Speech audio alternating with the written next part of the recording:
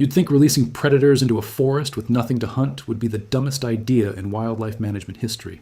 No deer, no elk, no obvious prey base at all, just 60,000 acres of quiet, overgrown Canadian wilderness, and a growing list of problems nobody could solve. So, in the spring of 2019, officials did something that sounded like ecological malpractice.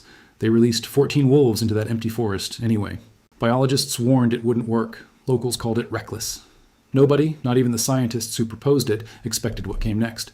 The forest in question sat in a remote stretch of interior British Columbia, a patchwork of old-growth pine and secondary growth that had, for nearly 2 decades, been quietly falling apart. Decades earlier, this land had supported a healthy deer population, along with moose and the predators that once kept them in balance. But a combination of aggressive logging in the 1990s, a series of brutal winters, and an outbreak of chronic wasting disease had done something rare and alarming. It wiped the deer population out almost entirely. By 2015, wildlife surveys counted fewer than 30 deer across the entire region. 5 years later, that number was effectively 0. You'd expect an empty forest to recover on its own. Fewer grazers should mean more vegetation, right? That's not what happened. Without deer browsing, the underbrush, invasive shrub species exploded unchecked, choking out native saplings and turning the forest floor into a tangled, impenetrable thicket. Streams began clogging with fallen debris no longer cleared by natural grazing patterns. Bird populations that relied on open understory habitat collapsed by nearly 40% in a decade. The forest wasn't healing, it was suffocating under its own unchecked growth, and rangers watched entire sections become almost impassable. Worse, smaller predators like coyotes moved in to fill the vacuum left by larger carnivores, and without wolves keeping them in check, they turned to whatever prey was left, ground-nesting birds, rabbits, and increasingly livestock on properties bordering the forest. Complaints from ranchers piled up. Something had disrupted this ecosystem so thoroughly that officials feared it might never stabilize without direct intervention. The problem was, nobody agreed on what direct intervention should actually look like, especially with no prey base to anchor a predator reintroduction. Every conventional model said this shouldn't be attempted, and yet the alternative, watching the forest slowly rot from the inside out, felt worse. The plan, when it finally came together, surprised even the people who approved it. Rather than wait for deer populations to rebuild naturally, a process that could take 15 years or more, wildlife officials partnered with a team of ecologists who proposed something almost counterintuitive: introduce wolves first and let their presence reshape the landscape before prey ever arrived. On March 4th, 2019, 14 wolves, 7 males and 7 females, sourced from 2 stable packs in northern Alberta, were released across 3 separate points in the forest. Each wolf wore a GPS collar. Each release site was chosen based on water access and shelter density rather than food availability, since, on paper, there wasn't any. The reasoning was unconventional but not baseless. Wolves are opportunistic hunters. Ecologists theorized that without larger prey, the wolves would initially target the coyote population directly, since coyotes actively avoid wolf territory and rarely coexist with them. Removing coyotes, in theory, would relieve pressure on rabbits and ground-nesting birds, giving smaller herbivore populations room to recover. That recovery, in turn, might create enough of a food web to eventually support deer migration back into the region from neighboring valleys. It was a 5-year bet, built on a chain of assumptions that had never been tested at this scale. Funding came through an emergency biodiversity grant, and skeptics inside the department gave it, privately, maybe a 30% chance of working.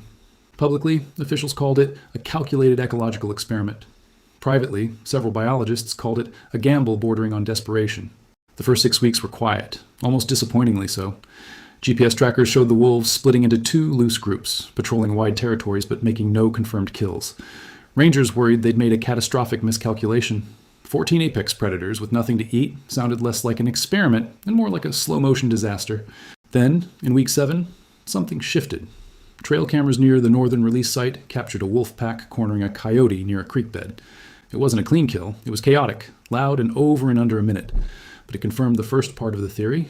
Wolves were, in fact, actively hunting coyotes. Over the following month, confirmed coyote sightings across the monitored zone dropped by nearly half. Rangers allowed themselves a cautious sense of optimism. Bird nest surveys conducted in June showed a modest but real uptick in ground nesting success rates, the first positive shift in years. Ranchers along the forest border reported fewer livestock incidents. For the first time in a long while, the data trended in the right direction, but not everything was going according to plan. By August, one collared wolf had traveled nearly 90 kilometers outside the intended territory, crossing into agricultural land and triggering a tense standoff with local farmers. Another wolf's collar went silent entirely, its signal lost near a rocky ravine, and search teams found no trace of the animal for weeks. Pack cohesion, which biologists had hoped would remain stable, started fracturing.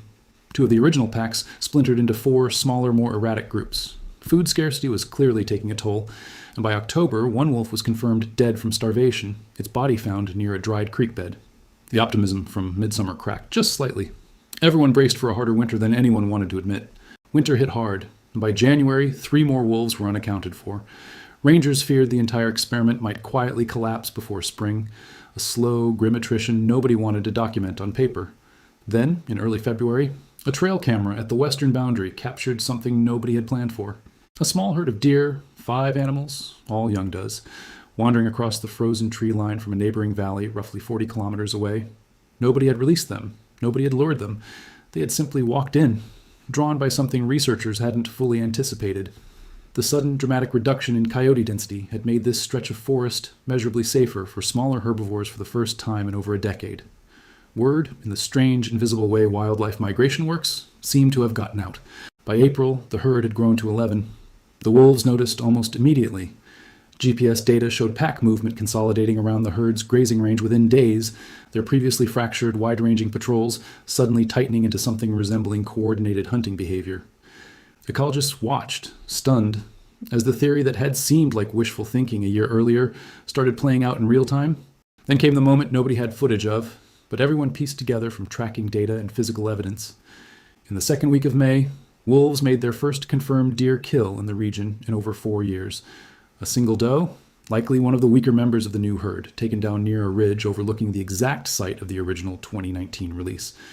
Rangers who found the remains described an almost eerie symmetry to it, as though the forest had circled back to where the entire experiment began. What followed was faster and stranger than anyone predicted. Deer sightings tripled by midsummer. Something about the reduced coyote pressure, combined with the return of a stable apex predator, created conditions dramatically more favorable for herbivore survival than researchers had modeled. By August, camera traps recorded nearly 40 individual deer across the monitored zone, a number that shouldn't have been ecologically possible so quickly. And the wolves, rather than simply exploiting this new food source unchecked, began exhibiting behavior ecologists hadn't fully expected. They started avoiding overgrazing specific meadow zones, pushing deer herds into rotational grazing patterns purely through predation pressure and territorial movement, the exact landscape of fear effect that had defined healthy predator-prey ecosystems decades earlier before the collapse. The forest, for the first time in nearly 20 years, was beginning to behave like a forest again. 5 years after the initial release, the transformation is difficult to overstate. The wolf population, after that brutal first winter, stabilized and grew to 22 individuals across 3 established packs. Deer numbers, once at 0, now hover consistently around 180, self-sustaining and migrating naturally between this forest and neighboring valleys each season. The vegetation recovery has been the most visually striking change. Invasive shrub coverage, which had strangled nearly 60% of the forest floor in 2018, dropped to under 25% by 2023. Thanks to renewed grazing patterns that prevent any single area from being overrun. Native sapling growth, once nearly non-existent in browsed zones, is now measurable and consistent across the monitored region. Streams that had clogged with unchecked debris are running clearer, partly because deer movement patterns naturally disrupt buildup in ways researchers hadn't fully anticipated.